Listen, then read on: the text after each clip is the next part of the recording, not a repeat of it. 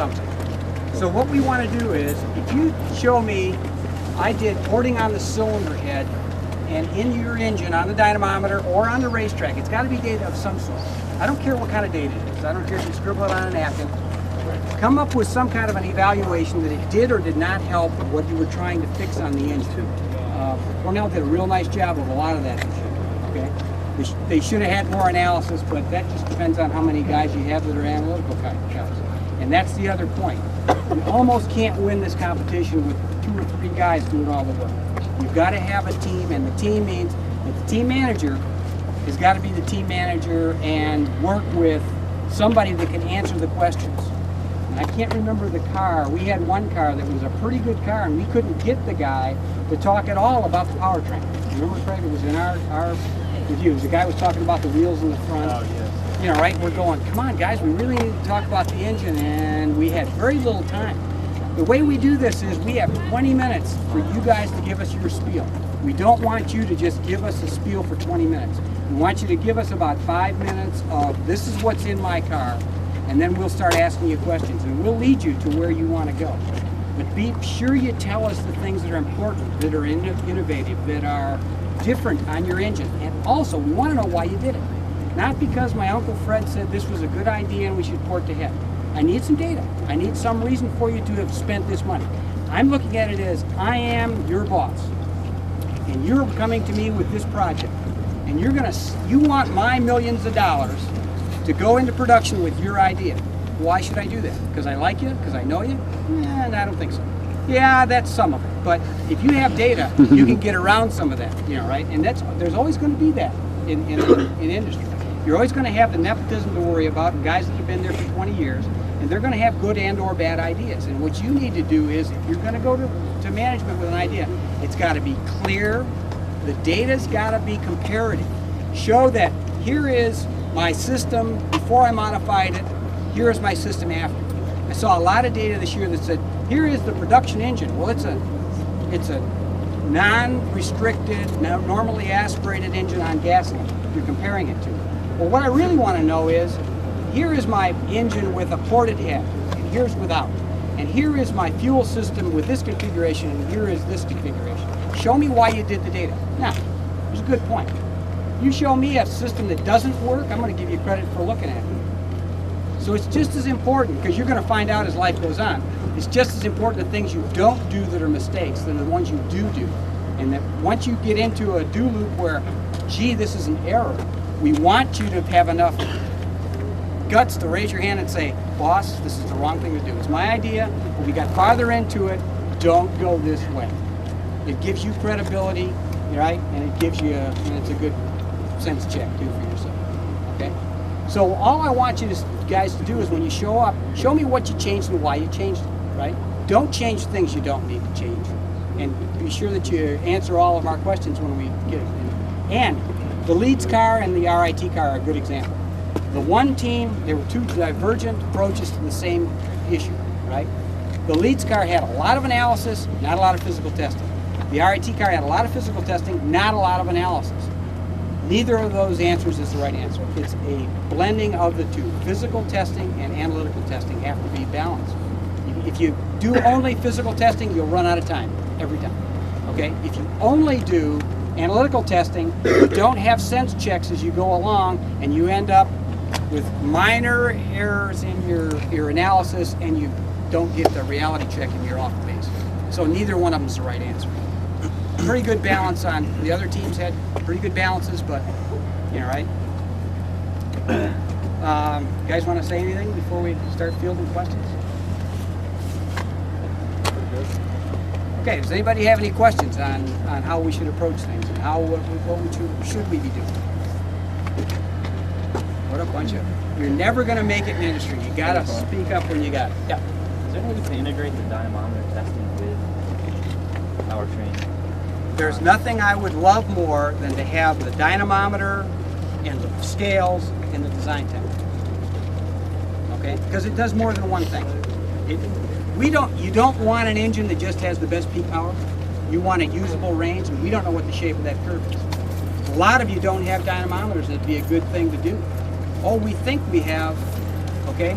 but it'd sure be nice to get a good number. The other thing it would do is, if you show me a dynamometer curve that goes like this, but on the dyno it really looks like this, we can argue about calibration, but the shape of the curve ought to be simple, right? If you're tuning, you're tuning. If you're not, you're not. Okay? So it would give you a good sense check. I would like to see that, but I don't know how we would integrate that into the system. Boy, that'd be a really great thing. You know, before it's all over. By the way, one of the things I think we're going to ask on the powertrains next year, and this was Craig's idea. This your engine run? Yeah, fire it up. How do we know there are pistons in this engine? We don't. We're taking your word for it. You know, and you just don't want to take guys' word for it. Not because the honest guys you don't have to worry about. It's the guys that are willing to bend the rules that you got to be a little careful. You know, right? Questions? What else do we need to know? Can you go over what you liked or didn't like about 4 cars? Yes. Let's start with the Cornell car, which we like the best from a powertrain standpoint. And this is no slight on the UTA car, right? And we'll explain why. UTA car was a rocket ship. Our question is always, is it going to be durable? I mean, a 19,000 RPM car shouldn't be as durable as a 12,000 RPM if we own it. The thing I liked about the UTA car was the weight of the power plant. Okay? The power it made versus the weight of the engine. I don't know what your power plant weighed versus his power plant.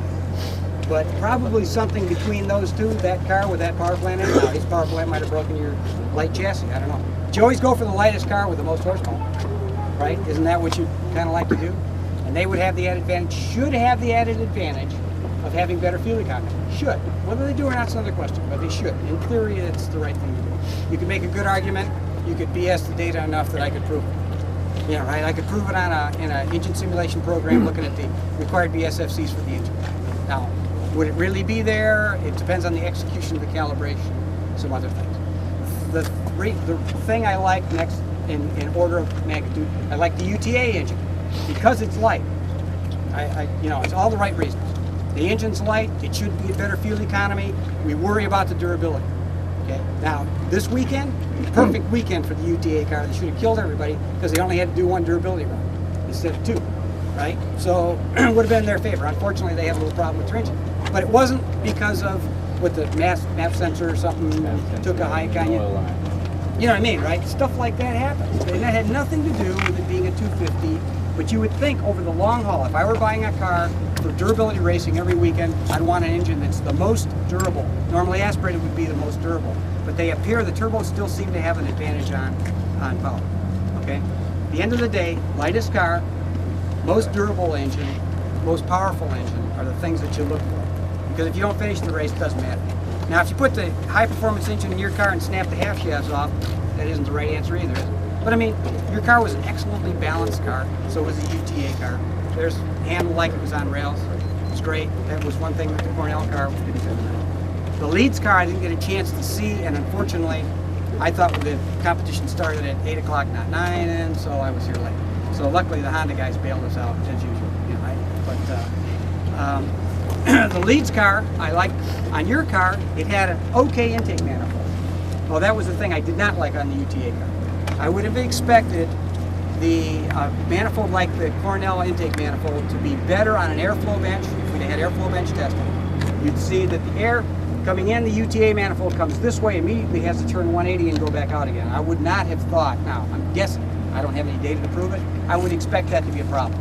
I would have thought that if they brought it in the end of the manifold and had a nice soft turn and then had one sharp turn going into each hole, it would have been better than bringing the air in and asking it to make 2 90-degree turns and then swim into the stream to get into those center 2 cylinders. So is there room for improvement? There isn't a car out here that could be improved a little.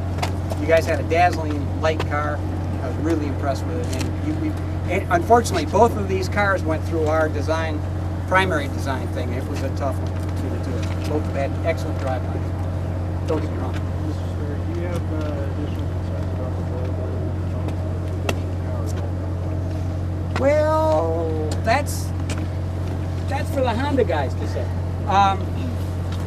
That's always an issue. Are there any 250s available? Are there in the junkyard and wherever they sell them? I don't know. You know, right? Theoretically, in any of these cases, if we were going to go in production in a car, we aren't going to be able to go to a junkyard to get them. So we're going to have to that's a fair statement, right? So we'd have to go to a Honda or Yamaha or whoever, right? And they're going to have to build us motors. At that point, moot point, right? We're going to have them.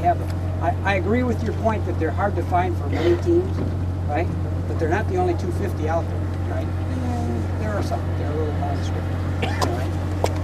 So, you know, there was a 2-valve. There was a 350 Honda at one time, which could probably come down. That was a 2-valve engine. You need a 4-valve engine. This brings us to the other point. What are the things that we say? What is an appropriate engine for the class? It's one thing we give you 4 points for. What is an appropriate engine for a class? The appropriate engine is an engine which can keep, this is an airflow restricted class. You have to keep that sonic nozzle sonic, or you lose. Anytime it goes subsonic, you have lost filling for the engine, which means that a single cylinder engine is going to have a difficult time keeping that nozzle sonic. Okay? So a one cylinder engine is going to be hard. Now a guy came up with a good workaround. Okay? I'm going to put a supercharger on it. But I still think I'd have to have a lot of data to show me that I kept that nozzle sonic. And the supercharger was able to keep that nozzle sonic. It was a good try. You know, right? The other one was I saw a 2-cylinder Rotec.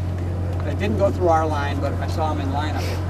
That one also, they tried to use a plenum, you know, right, to store the air. Good try, but I'd have to see some data on the dyno before I could see where. Here's the other thing. How many valves does a 4-valve 500cc engine have? 4. How many does a 4-cylinder have? 16. What do you think is going to be the right answer? 16. They're smaller, but the valve area to piston area is what's the crucial thing, and you're only going to have so large a valve. Same thing is true of a 3-cylinder and a 2-cylinder. They just don't have as many valves. Chances are you're going to do the best, horsepower to pound, with a multi-cylinder engine, probably of a 4-cylinder displacement. Start getting into a 6-cylinder or something. Now, talk about displacement. You guys, back in the 70s, there was a 250cc 6-cylinder Honda. That's the engine. But you ain't ever going to be able to find that one. But I mean, that's the engine that I think would probably be the killer. The other one would be, Honda at one time had a 500cc V8. Well, no, it never made production, did it, because they made them oval bores. But if I had that engine and put round bores in it, that would be a good engine too. Now you got 8 cylinders, more valves, all package. How much did it weigh? Probably pretty light. It was a motorcycle engine. It was for their Formula One program. Probably aren't going to find those two. That one would be a tough one. I'd have an argue with that. You know, right? But anything that was production means tools are available. General Motors. You're laying in a warehouse somewhere. They never throw anything away, and they could probably retool the engine without being prohibitively expensive. You know, but that's what we mean by an appropriate engine. We had a guy come here one time with a production 8-horsepower Briggs & Strat engine and said, "I'm going to win in cost." I said, "Yeah, but you're going to lose in design, because what's the object of the game here? We want you to get an education on how to develop engines. We do. The chassis guys don't. They don't care. It's just a warm thing under the hood. But we all know, we all know the chassis is just there to keep the oil pan off the road. So, and we're lobbying to try and get some more design points for right now. It's very difficult to spend a lot of effort on your powertrain because, frankly, there aren't many points in powertrain. I think we only control 30 points out of 150. But we're starting to move away from that. I think next year we're going to try and get more points, and it may move up to 50 points or something is what they're suggesting. Depends on what the competition committee says. That's what we're lobbying for. After all, if the engine isn't durable, it doesn't finish the race, you don't win, regardless. Yeah. Nobody wants to talk about supercharged normally aspirated? Yeah, go ahead. Think if you can make the horsepower on normally aspirated, that's the answer. Because it's light and it's durable. What problem is, UTA guys and the Cornell guys showed that pretty much they got the horsepower still. The compromises they're making are still ahead of the game on the dyno. Do you know what their horsepower numbers were? We can't tell you, we'd have to kill you. But I want to say they were in the 80 horsepower range for both engines. Ballpark. I mean, it's a little more, a little less. Is that a fair statement? Ballpark. Ethanol cars are at a little bit of a disadvantage. Yes. Yeah. You're in the ballpark. Yeah. You don't have the energy in the fuel. You can. There are other issues. You know, right? Okay. Good example. When we went to methanol, we figured stock blocks at Indy are going to be like falling off a log. After all, we got stock blocks. They're making 600 horsepower, right? They called with a single 4-barrel. They run every weekend, right? At that time, we'll put fuel injection on them. We'll go out there and clean house. Guess what? No horsepower. You go through all of the formulas and it's an oxygen carrier and yeah, it ain't there. By the time you try and increase the compression ratio, typically you hurt enough airflow that the balance is almost zero. Okay? Typically you get about, in a non-knock limited engine, 4% per compression ratio. Well, you go up your couple, 3 compression ratios, you start crowding off the airflow, and it's a bad balance. Okay? So you end up being about the same. Unless you get into really high speeds. Now you guys are into really high speeds, but I'd like to see some data on that. Right? If you're going to go into real high compression ratios, you got to be sure that you're going to get something for it. That's the other one. Okay? We change compression ratio because everybody knows that when you put 2 CR into the engine at 10-to-1, that we gain this power. Well, yeah, but you're pushing 14-to-1. Some guys were trying to push 14 and say, well, we're going to gain it. Can you show me the airflow losses you took because you got this crowded combustion chamber now and you can't get air in and out of the engine? Might be a bad trade-off.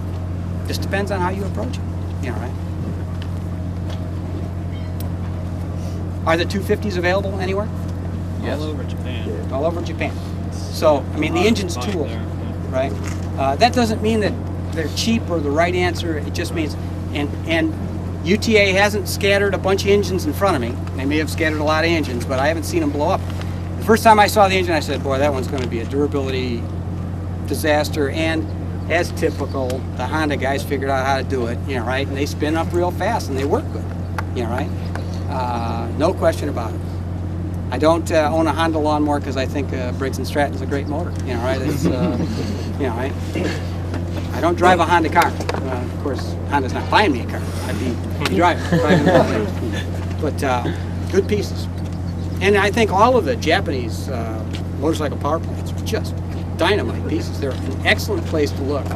And when you go back to, when you finally get jobs in the 30-year work week, or 30-year work section that you're going to head into, hopefully, you'll go in there and say, hey, I've seen this engine and it's a great thing. Yeah, but we can't do this and we can't do that because this costs too much and that costs too much.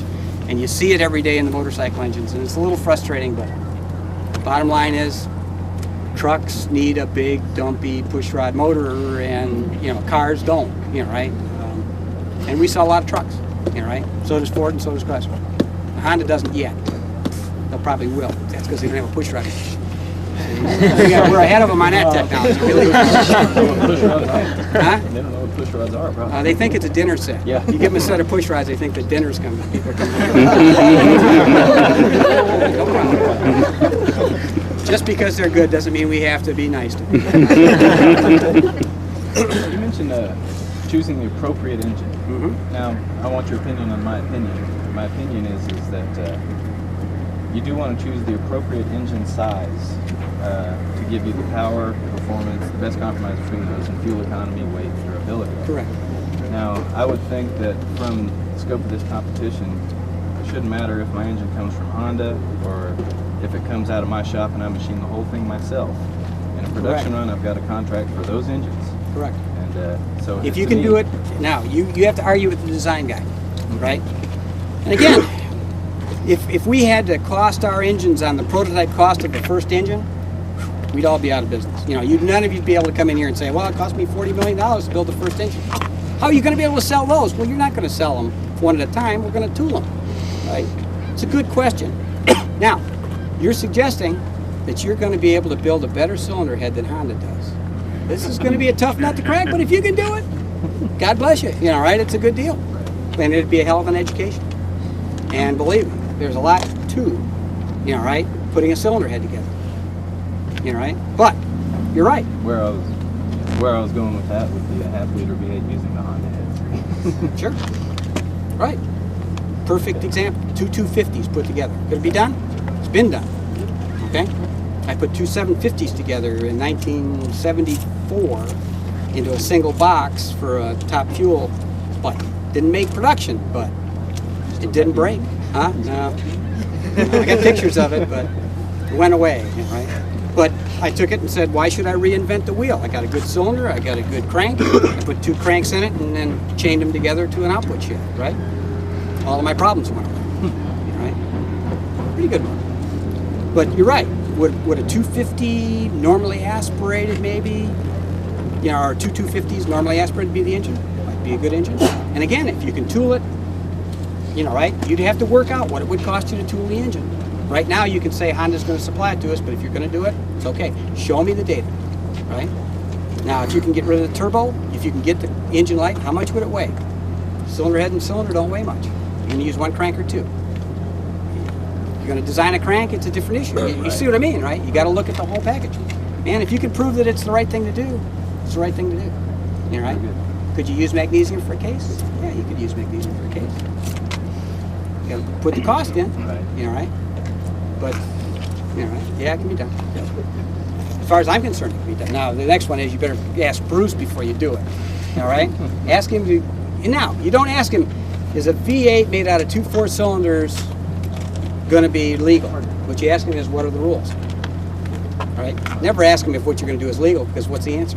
No. It's always no. You know, you never tell him what you're going to do. You ask him what the rules are, and you interpret the rules. If the rules say you can do it, you do it, if it makes sense. And then you go on an engineering program and prove it to me. You know, right? If you could show me that this friction and etc. in this engine is lower than your stock engine, great. Yeah. Question?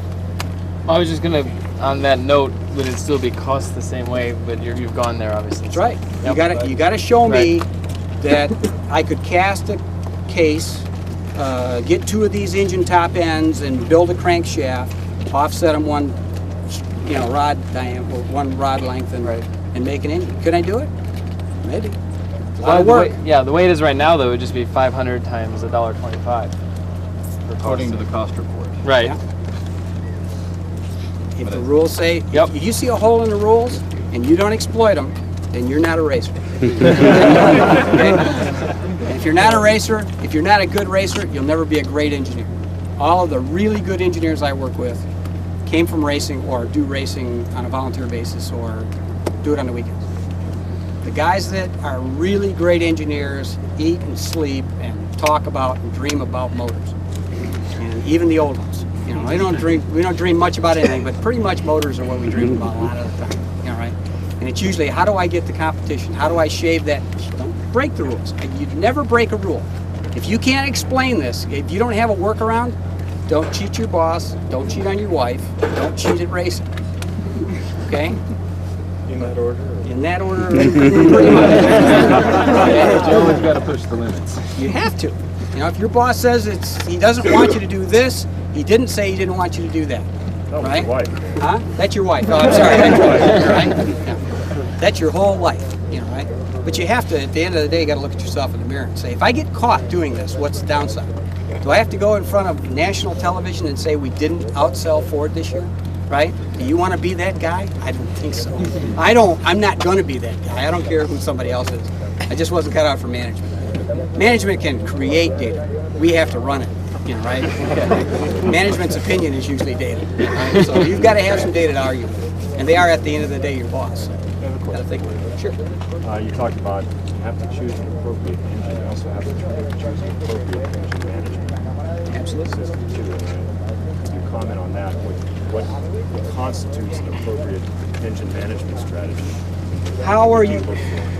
I would say that you almost have to be fuel injected because this is a lateral type racing application. It's not a motorcycle anymore. You're probably not going to be able to turn corners with a carburetor. So we automatically give you credit for a fuel injection system. Now, calibration strategy. There aren't 3 calibrators in any of the big whatever, the whole world, that probably agree with each other what's the right strategy. And the guy who figures it out is, the right thing to do is to run systematic engine calibration on a dynamometer, looking at every possible load, speed, throttle angle, spark, fuel point. Chances of you doing that are 0, right? So, getting the engine to operate in the speed range and load ranges that you're going to run is the right thing to do. Now, how you go about doing that's, you know, right? A lot of dynamometer time, a lot of time on the track, and if you don't have a flight recorder, I would highly recommend it. What speeds, loads, throttle angles do you run at? If you don't run at speed, loads, and throttle angles, forget all of that. There's a billion data points you don't need to run. Concentrate on the areas you're going to run, right? But what's the right scheme? Simultaneous double fire fuel injection systems will give you trouble on dynamic range. What you really want is Sequential fire probably, it makes the box more complicated, more drivers, but it allows you to fire once or double fire them at high speed, okay, and that gets your dynamic range up, okay. It gives you more flexibility. Chime in here if you know, I'm more of a race fuel injection guy than a production fuel injection guy, and Tony knows more about calibrating fuel injection systems.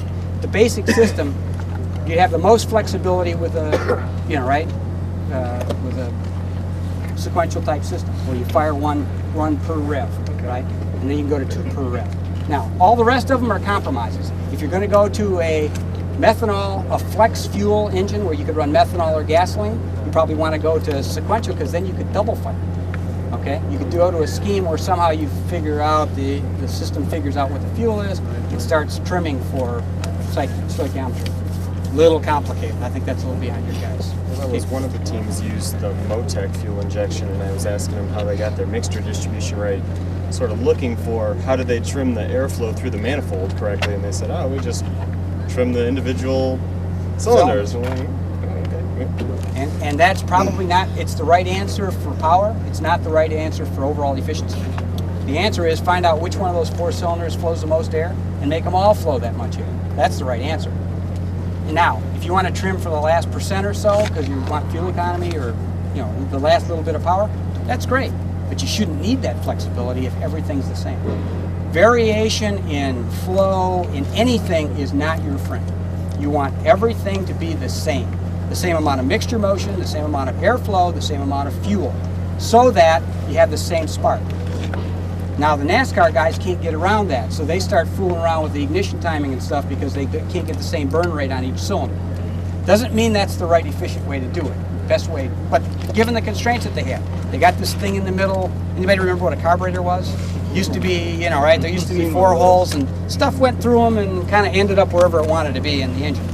Well, we've kind of gotten away from those, but NASCAR restricts engines to that type of technology. So to do that, there are all kinds of compromises that we make in that application you shouldn't take on.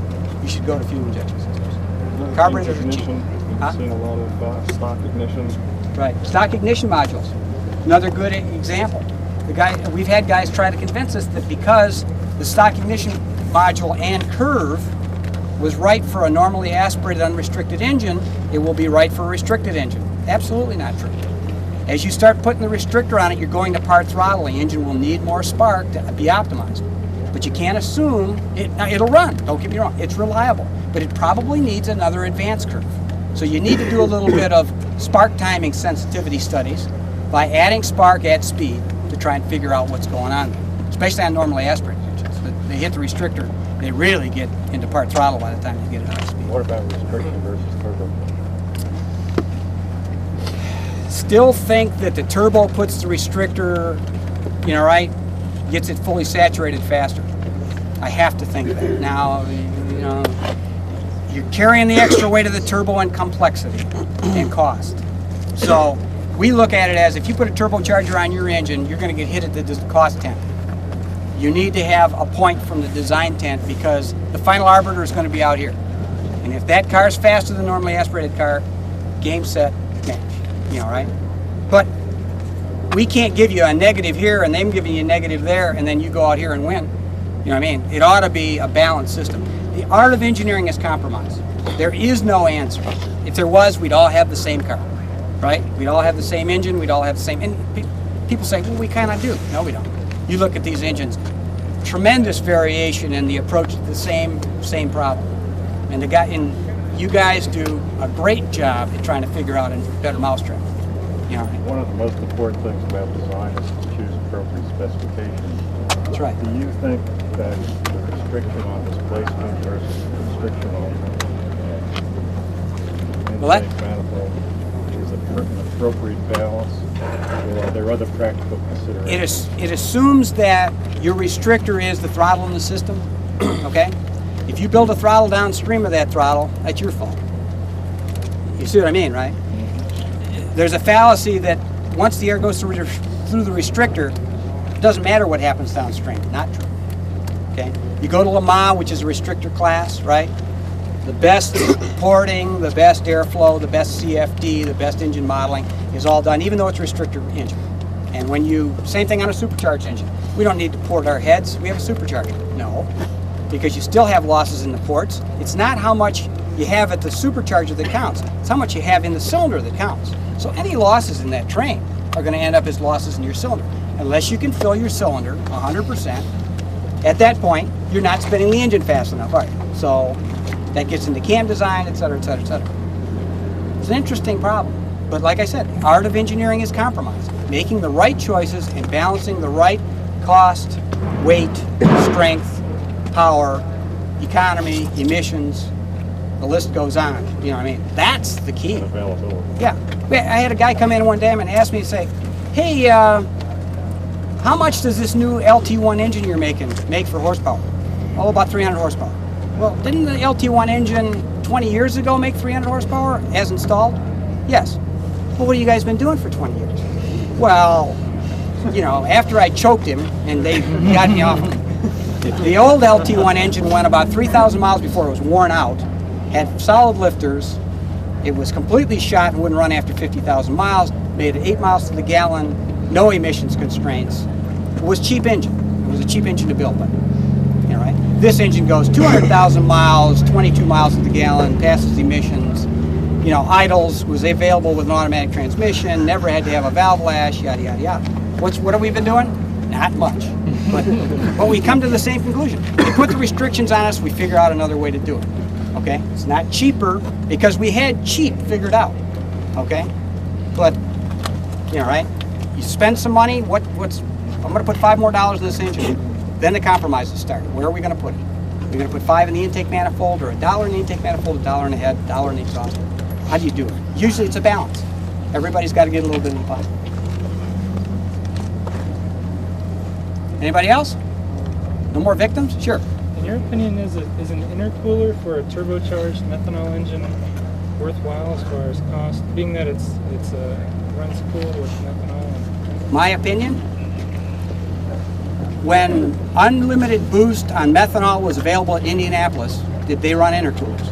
Well, the important thing here, not to bad guy Ken, but his opinion's not as important as if you roll into the design tent, show us data. That's right. You tell us, was it worth it? Yeah. That's what's going to get you points. And if you show us data that says, hey, we tried this intercooler, Show me it the wasn't data. worth anything. Well, That's right. you're going to get extra points. Yeah, you're going to get points for not running an intercooler, and you're going to get points, right, for doing the work. Okay?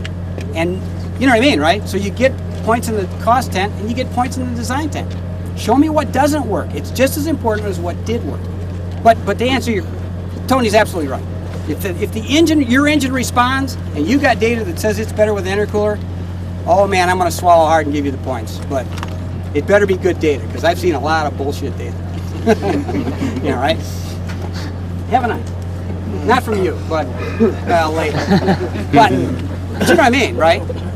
What you do is look back at history. Now, did they know something? This is when they had 30 pounds of boost in Indy, right? They weren't running intercoolers on methanol engines.